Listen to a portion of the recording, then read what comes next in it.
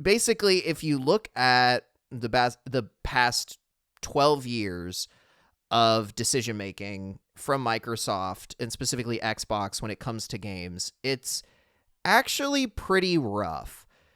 Yeah. So, Aaron, I'm just gonna, I'm gonna throw a few things at you here. So, they've spent over, what is this? I'm doing some quick math. 68 plus 7.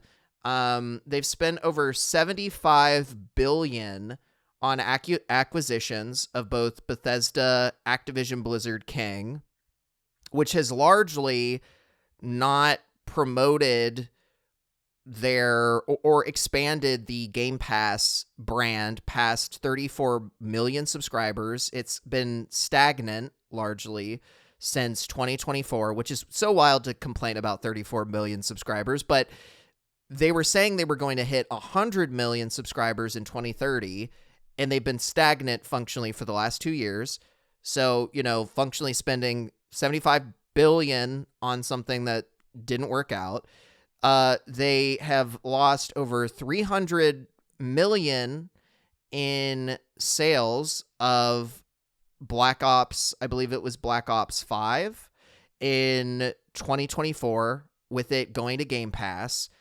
It still was a massively successful game, but $300 million lower because of Game Pass. And if you look at Black Ops 7, now I think there's some date weirdness with this. So I think a lot of this matters like when the COD game comes out. But if you look at Black Ops 7, it was the number 5 most selling game in the United States in 2025, or best selling game in 2025. Normally it's number 1. Historically, it's been COD has been the number 1 best selling game in the US like year after year after year, which hurts my soul somewhere deep down. But what I'm kind of painting a picture here is there's been a lot of decisions made, in this case, a lot of these by Phil Spencer, that have not necessarily financially put the Xbox brand in a good position. And we haven't even had a discussion about the big kind of situation in the room, which is Sarah Bond's "This is an Xbox" campaign, which notoriously kind of diluted the Xbox brand overall. Yeah, so looking at all of that, it has not exactly been the smoothest handful of years for the Xbox brand. I think I don't know. I think when it comes to like Call of Duty and some of the Activision Blizzard stuff, I think a handful of those issues can be more directly blamed on Activision and Blizzard itself, as opposed to Microsoft. But Microsoft, as the new owners and stewards of those projects, they're of course still the ones left holding the bag. But I think the real sort of smoking gun in Xbox's strategy has been the pivot from direct hardware as its core, method of getting games to people into that this is an Xbox, everything is an Xbox everywhere campaign, more or less spearheaded by Sarah Bond, but certainly overseen by Phil Spencer. I think, like you were saying, Zach, that is the biggest brand dilution I think I've ever seen. You and I, we've talked about it on the show before as well, that Xbox essentially lost and even Phil Spencer is on the record as having said that they lost the worst possible console generation to lose, that being the Xbox One generation. And as a company, they have yet to be able to like dig themselves out of the hole that losing the PS4 Xbox One generation caused, because now everybody's entrenched in the PlayStation ecosystem, and it is going to take a shit ton of work to get them to buy an expensive box that can't play the games that they've been playing for the last 2 full console cycles. Faced with that, they tried to do it's no longer tied to a box, it's a platform, it's a concept, it's the cloud, it's your phone and your Fire Stick. But that left, along with the sort of morphing exclusivity strategy, which is to say we're getting Halo on PlayStation, we're getting Flight Simulator on PlayStation, we've got Gears of War on PlayStation, and the whole PC crossover, everything, kind of just left people wondering what is Xbox, right? If everything is an Xbox, then maybe nothing is an Xbox.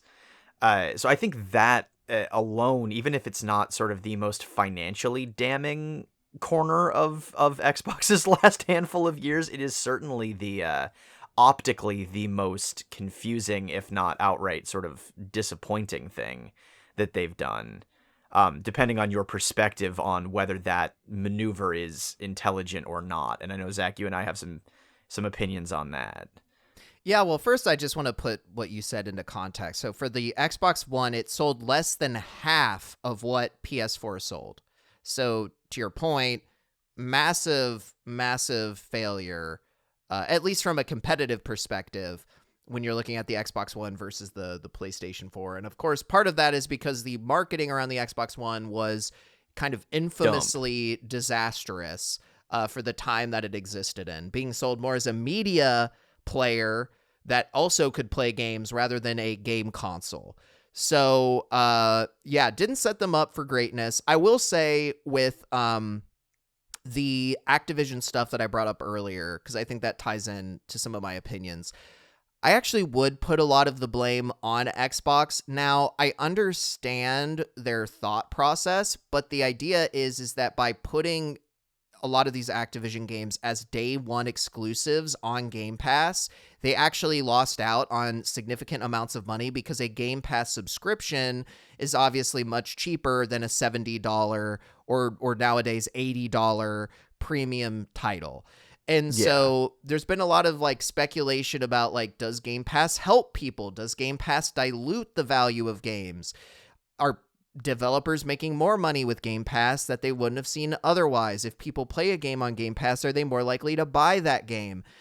This is all stuff that we kind of didn't fully have the data for, and we've been speculating on this show about, and I was pretty bullish on it, if I'm being honest. Like, I love the idea and the value that Game Pass has.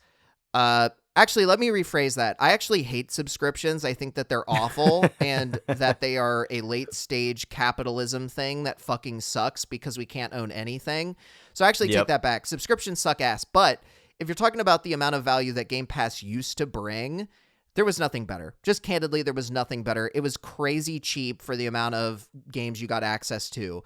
And I also was pretty bullish on the idea that it could help get people some visibility by offering them a free way to try out new games and then potentially support those games financially down the road.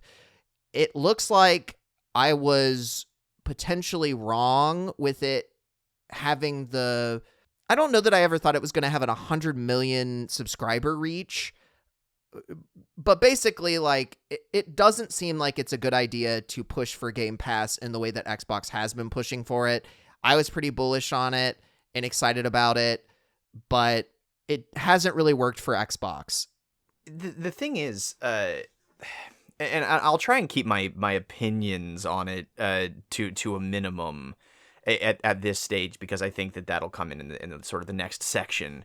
But the idea of Netflixizing your business model, right, where Netflix can produce these extremely expensive films and then not worry about a theatrical window at all because the volume of subscribers will, bring them the money that they need in order to continue operating at a profit. That works in theory for Xbox with adoption on the scale of Netflix. The problem is that the infrastructure for cloud gaming just is not there yet to get people to reliably play games explicitly on the cloud, to the point where like the Fire Stick becomes a venue for gaming reliably for enough people to make Game Pass an appealing proposition. And then you get to the fact that Game Pass, as the subscriber count plateaued, the price needed to go up in order to keep the line going up, meaning that you're no longer, like we're talking about at the beginning of Game Pass, you're no longer faced with this incredible value. You're no longer getting the best deal in gaming. Now it is starting to be priced as something that only really committed players are going to want. People who are embedded in the gaming ecosystem already and willing to fork over the amount of money that it would take to have a Game Pass Ultimate subscription. With Zach, I am blanking fully on the the subscription cost for Game Pass Ultimate. I think it ended. I think it went to $30. I admittedly don't have those numbers pulled up in front of me right now. Yeah, but I think it's right in went that up to $30. vein for a month of this service, and that's just not the sort of price that's going to get a casual, for lack of a better term, digital passerby into your ecosystem anymore, right? Like that's not an appealing offer for somebody who's not already deeply invested in the concept, right? So that's why that's one of the reasons, in my opinion, we didn't end up getting to that 100 million subscriber count, where the business model starts to make long-term sense, not actually outright selling the games, but placing them behind a recurring payment paywall. But yeah, the scale they just couldn't achieve the scale that they needed in order to make that model work. So lost $300 million on a Call of Duty game does start to make sense and sound like a it's a pretty rough situation for Xbox to be in, because it's not really fueling the subscribers and it's costing them money in the short term. There's still the question as to whether this is a good direction long term, but that's something that we'll get into a little bit later. But yeah, it's just kind of another, not nail in the coffin, I would say, but certainly another sort of, brick in the wall. If we're cask of Amontillado-ing Xbox, for those of you who'd get that reference, then, this is definitely a brick in the wall on our way to that. Oh, I thought you were Pink Floyding. No, I would love to Pink Floyd a little bit, but no, I was poeing. You were poeing. Oh, not pooing. I was not pooing or pinking. That was but poing. Quite awful what I just said into this mic. Or lame, rather. Yeah, what I would say is it's very interesting, because if you look at, and again, I couldn't find these numbers again, but I remember listening to some discussions about Game Pass, and it sounds like the saturation of Game Pass users on Xbox hardware is actually quite high. Now, where it's not as high is PC, and it's obviously like non-existent for PlayStation users. So I think it was really bad of them to devalue the console so early. Like, I think there's a world where they maybe could have done this is an Xbox play, but I think they needed to get a bigger capture of subscribers via the hardware, which would require them to compete with PlayStation in a more meaningful manner. I think once you're in the Xbox ecosystem, the Game Pass offer becomes a much more enticing deal, because it includes your like Xbox Live subscription.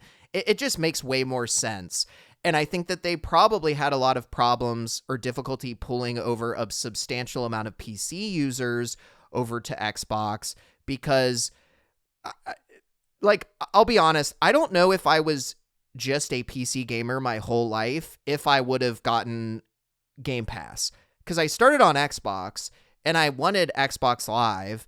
And so when I learned you could get Xbox Live with Game Pass, it was just like, well, okay, like that's just a better version of what I was doing before. Like I get more for like the same price, right? So, and then once you're kind of already in it, it's easy to justify, potentially upgrading, da-da-da-da-da. And also the other thing is, like, until recently, Microsoft had a notoriously awful PC storefront that most people do not want to touch. Battle.net is actually quite good, but Microsoft isn't going to get anybody to want to use the Microsoft or the Xbox Game Store, whatever this thing is called. I'm like looking at my computer actively right now, because it sucks. Like, it's just not good. And so that's kind of a turnoff. So I just don't think that they had the infrastructure in place to even successfully execute on being this kind of like meta game platform that escapes hardware. They really needed to, I think, have a better presence on the hardware side. And that's, clearly the direction that they did not go in. And I think it's because they probably saw some of the initial Game Pass money flow in and they're like, oh my God, maybe we have something here. and they were losing at the hardware side. So they were like, okay, maybe we pivot a little bit more into this because this is what's, growing. Yeah. I would have to assume that's probably a big portion of it. Yeah, it's messy. Yeah. I think and I'm really struggling not to throw a bunch of opinion stuff into this just to save it for the next bit, but yeah, I mean, I think it's impossible to divorce the push for Game Pass and decentralization of the Xbox brand as as it exists, and sort of divorcing it from the hardware. It's impossible to divorce that concept from the pitiful hardware sales, where headlines were made within the last 2 months that Xbox Series consoles got outsold by a niche handheld game system from a no-name company designed for children. Think old school Leapfrog, but in the year 2025 at the tail end, or 2026 at the very beginning. And that thing, labeled as a video game console, outsold the series consoles. Awesome. Yeah, the hardware sales are pretty busted at this point. So it does make sense that they would want to expand their reach beyond the frankly pretty stubby-armed extension of their console sales, right? Because they will run into serious problems if the only people they can get to attach to their subscription service are people who already own Xbox hardware, but nobody's buying Xbox hardware because everyone's already entrenched in PlayStation, PC is growing, and Xbox's positioning on PC is still bizarrely bad.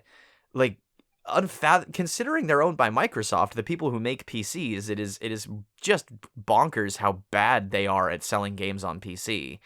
Well, they make the OS. They don't make PCs. You're right. They don't make PCs, but I mean, they make the OS, but they're the driving force behind the concept of a PC, I guess is what I mean, right? The hardware may not be manufactured by them, but the software is their bread and butter. And you'd think that would mean that they'd be able to make Microsoft the best software on which to play games, which is questionable now. And you'd think that it would mean that they could at least use their software acumen to make the ecosystem for PC players inviting at the very least, which seems to be something that they are either allergic to or incapable of their own volition. So yeah, I don't know. It's definitely messy. It's definitely multifaceted. But I think we can agree that even though Microsoft has definitely turned around their we don't have any games under our umbrella except for Halo and Gears of War problem, just through aggressive acquisitions, and they do have a product that people clearly want in Game Pass, the issues with Microsoft run pretty deep. The issues with Xbox run pretty deep, and the last decade or so of Xbox has not exactly been smooth sailing. And there is even an argument to be made that, and I hate to say this, Phil Spencer's tenure at Xbox has been a failure. There's an argument to be made that he did not successfully pull the company out of the hole created by the Xbox One. It is certainly a company that seems to have a little bit more verve than it did at the lowest point of the Xbox One. But there's definitely an argument to be made that nothing he has done, reputationally or otherwise, between him taking over just post Xbox One announcement and his, retirement in February, there's an argument to be made that none of that was successful on the level it needed to be in order to really set Xbox up for success in the coming years. Yeah, I would just say too, one of the things, it's such a weird air quote failure for me, because I think a lot of the again, I was bullish on Game Pass, and then people are begging for Xbox exclusives, and I hate exclusives. I think they're not pro-consumer, but what we've learned, I think, from this, at least to some degree, is they're almost required to have the console sales. that Sony has. Now, I'm not saying that like any of the exclusives that Xbox has now would necessarily lead to people buying an Xbox, except maybe COD, because I guess people are addicted to that game. And now there's all this antitrust stuff, so they have to be careful with COD specifically in making that an Xbox exclusive. But like, regardless, one of the things that gets frequently cited as a failure from the Xbox team is that they did not maintain exclusives for the Xbox platform, consoles, etc. I don't know. I hate that that's the lesson that's learned, because again, I hate exclusives. I think that they're just bad. I think they're shitty. I think games should be on everything that people can play on. But, you know, in a world where Sony isn't playing by that rule, you know, you gotta, I guess, do it to be successful. So yeah, I actually, in my opinion, I actually think that we're on a trajectory towards a world where timed exclusivity matters to hardware sales, but exclusivity itself sort of becomes a thing of the past unless you're Nintendo, because Nintendo has never and will never play by anyone else's rules. But I think the lesson that Sony is learning, and I don't know, I've heard some stuff about them wanting to kind of like dial back their PC release schedule to sort of like focus on specific, actual like hardware tied sales, because the PS5 is not selling as well as the PS4 did, which is a whole other thing that we're probably going to be moving into our next segment here pretty soon. So I'll kind of treat this as my closing bit. But yeah, PlayStation is also struggling a little bit on the hardware side, and they're pondering their exclusive strategy or their exclusivity strategy, in terms of like how to use that to fuel hardware sales. But I think that there are so many complications on the hardware side of the industry right now that I think we are still looking at a reality where more and more companies are coming to terms with the fact that exclusives are a great way to sell hardware, but not a great way to sell games. And actually get the number of sales for your game to grow up. You almost need to utilize a multi-platform approach in order to hit your fullest market and actually return on that investment, especially when it comes to these gigantic AAA Sony games that cost, more money than anyone has ever had at one time in the history of the universe, just to produce. Obviously, I'm being hyperbolic there, but I don't know. Exclusives are in a weird situation, or like in a weird space. I tend to agree with you, Zach. There's something fun, I guess, about being on the winning team, and people want to have games on their preferred platform. But I think in the grand scheme of things, having your game accessible to more people is just better. It's better for you financially. It's better for the players financially. When you go to a movie theater, it's not like, AMC is only showing movies produced by AMC. It's not the old Hollywood studio system. I don't know. Maybe we are going, even with subscriptions, maybe we are going back in that direction, because like Netflix has its original content that only gets published on Netflix, and that's divorced from all hardware. So I don't know. That I'll leave that to the side. But yeah, the gist of it is, between the exclusivity strategy and the subscription strategy and the overall brand identity strategy, in my opinion, Xbox has not exactly had a great last 10 plus years.